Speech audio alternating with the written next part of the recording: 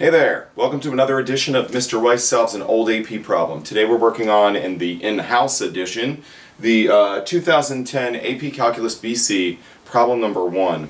This is one of these real-world problems, so let me go ahead and read out exactly what it asks us and we'll work our way through it. So, there is no snow on Janet's driveway when snow begins to fall at midnight. So midnight is the beginning of time here, and it's when the snow starts to fall.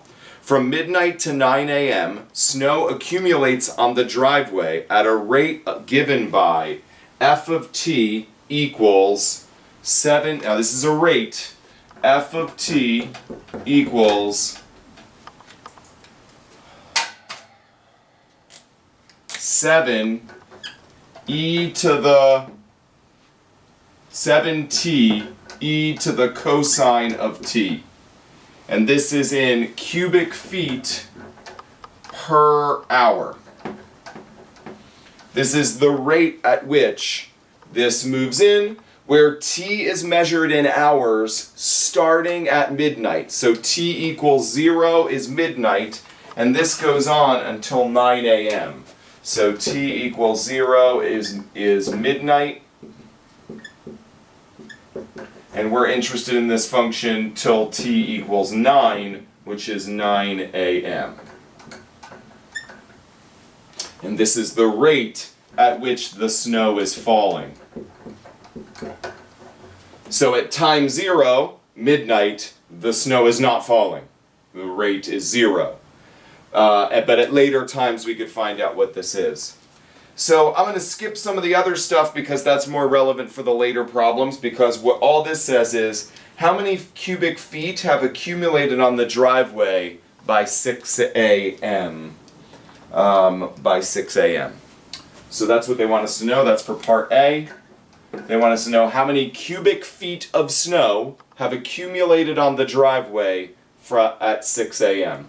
So this is actually a pretty straightforward problem. If this is the rate at which snow is accumulating, then the integral of this is the actual amount of snow that has accumulated. So to answer part A, we simply want to do the integral from 0 to 6 of f of t dt. This is a calculator problem.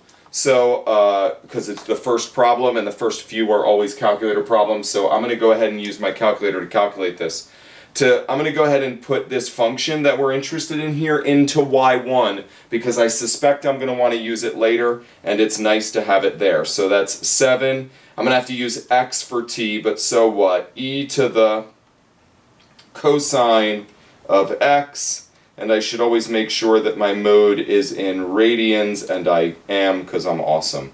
So there's y equals. And now I'm going to quit out of there, and what I want to do is math 9. I want to do the integral from 0 to 6 of y of 1 dx.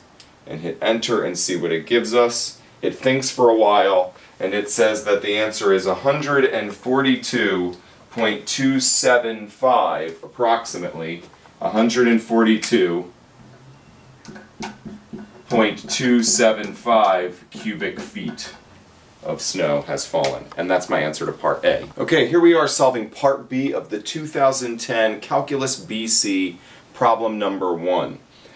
So the setup for this is that we've got snow falling, and we've got various functions that are dealing with this snow that's falling. The snow starts falling at midnight, and we're stopped looking at it at 9 a.m.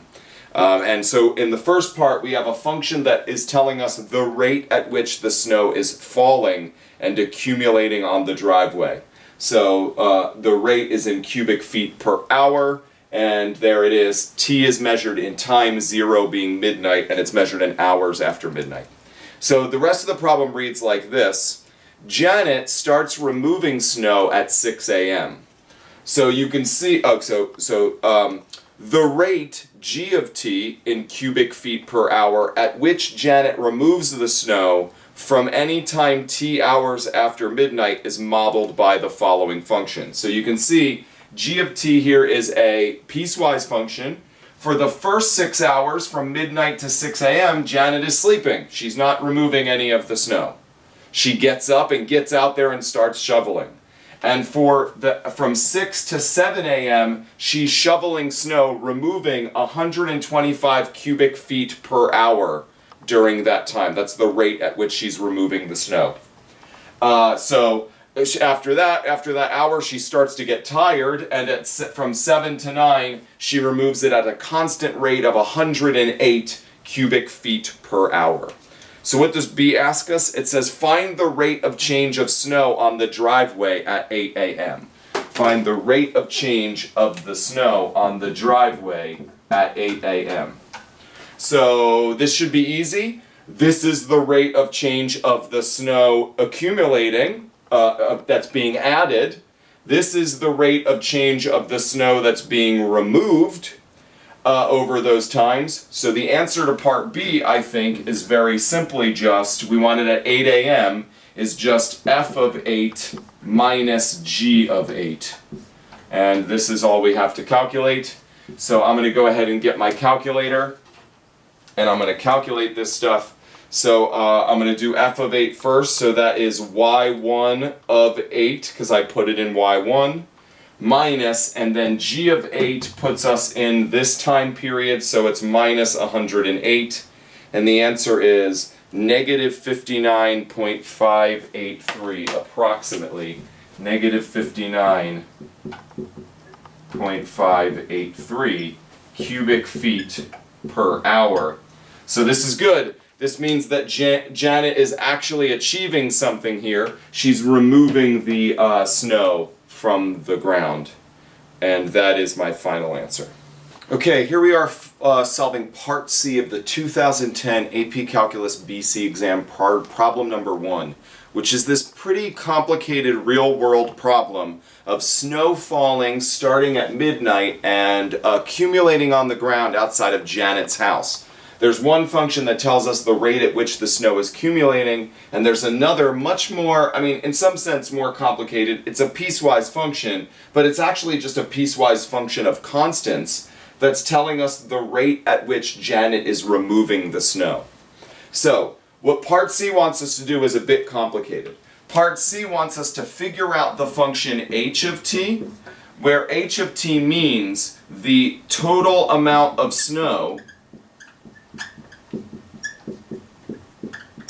removed by Janet at time t. So this is the rate at which she's removing snow, and this is the amount of snow that she's removing. This would be in cubic feet, period, rather than cubic feet per hour, which is the rate here. So what that means is that h of t is basically just the integral of g of t, but it's a piecewise function. We're going to have to do some kind of annoying things about figuring out what's happening at all of these boundaries. But I expect that h of t is going to end up being a piecewise function as well. In fact, we can start to figure some of these things out. So what we're going to do is I'm going to do this in pieces, since this is in pieces, and we're going to figure out what's going on. So let's talk about h of t. What would be going on with h of t from time 0 if t only goes from 0 to 6? What would be going on with h of t? Well, h of t would equal the integral from 0 to t of g of, and now I have to use a different variable here, I'm going to call it g of x dx plus h of 0. Remember, this is simply the fundamental theorem of calculus applied and with things moved over here. H of t minus h of 0 is literally what you would get here, since h is the antiderivative of g. And I'm going to go ahead and find out what this is. So let's see. So the integral of g, if t is only going from 0 to 6, then that means that g is actually just 0. And so this ends up being the integral of 0 plus h of 0. But how much has she removed at time 0? She hasn't removed any, because she didn't start actually removing anything until 6 a.m. So this ends up being the integral from 0 to t of 0 dx plus h of 0, which ends up being 0 plus 0, which is 0. In other words, our function, this should make sense, right? The rate at which she's removing the snow is 0. So how much snow has she removed in the first 6 hours? None. I don't even really need to do this to figure that out. We kind of would have known that. Okay, now let's do from 6 to 7. From 6 to 7. In this world, h of t equals the integral from, let's say, 6 to t, because we're going from 6 to 7, of g of x dx plus h of 6.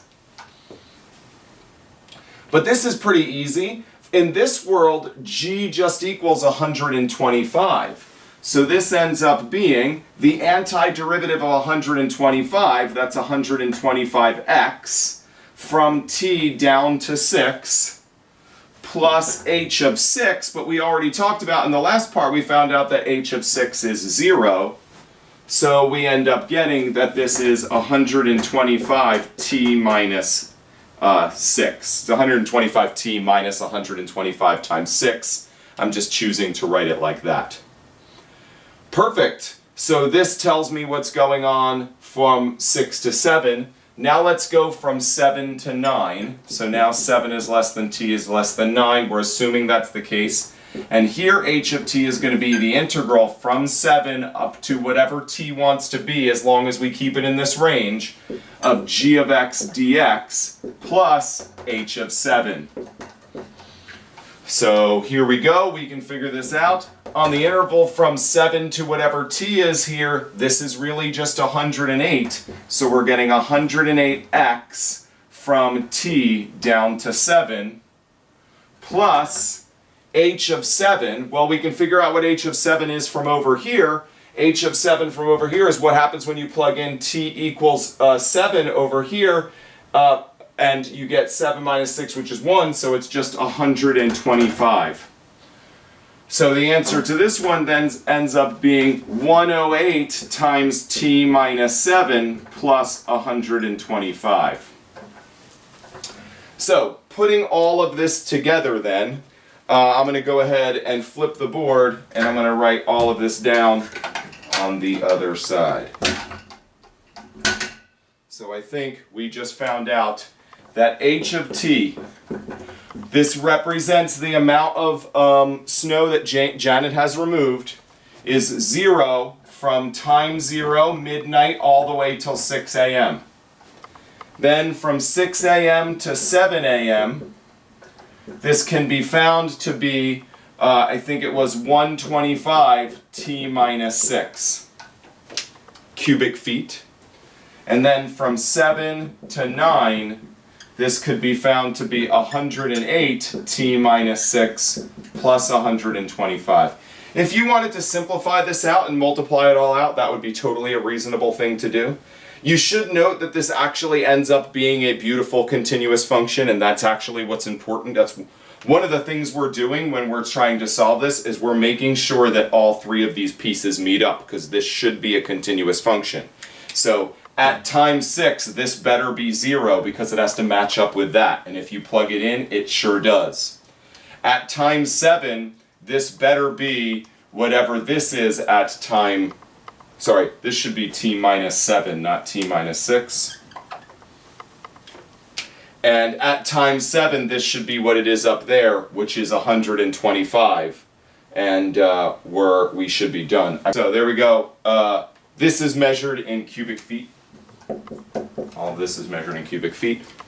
And this is pretty cool. Like, you could plug in a moment of time. Like, we could plug in h of 8. We could find out how much stuff there was at 8 a.m. How much she had removed at 8 a.m. That's my final answer. We are on the final part of the 2010 AP Calculus BC problem number 11. Final part. We've done a lot of work now. And here's what the last part asks us to do. It says, at 9 a.m., how much snow is on Janet's driveway? That's what it wants to know. And we know from the stuff that we've done before, we have this function f of t that tells us how much snow, how fast the snow is accumulating. And now we have this wonderful function that we got in part C that tells us how much she has removed. So this is how we're going to solve part D. It's pretty simple. I'm going to start by figuring out h of 9. H of 9 is going to literally be the amount of snow that Janet has removed. So I'm going to literally plug in 9 here, and I'm going to get 108 times 2 plus 125. 108 times 2 plus 125 is 108 times 2 plus 125 is 341 cubic feet of snow. That's how much she's removed. I'd like to say I knew that whether that was a lot or not, but I actually have no idea what it takes to remove 341 cubic feet of snow. It appears to take approximately 3 hours of work on Janet's part. That's all I know for sure. And the other thing we need to know is how much has accumulated. This is how much she's removed. Presumably she's removed less than has accumulated. So we have to find out how much is accumulated. And the amount that has accumulated is the integral from 0 to 9 of f of t dt. Because this is the rate at which it is accumulating on the ground. This is very similar, I think, to what we did in part B. So I'm going to go ahead and calculate what that is on my calculator. I hope this isn't literally what we calculated. And similar to what we did in part A. So I'm going to go ahead and calculate this on my calculator. Math 9. The integral from 0 to 9 of y1, because I put it in there, nice thing to do, dx.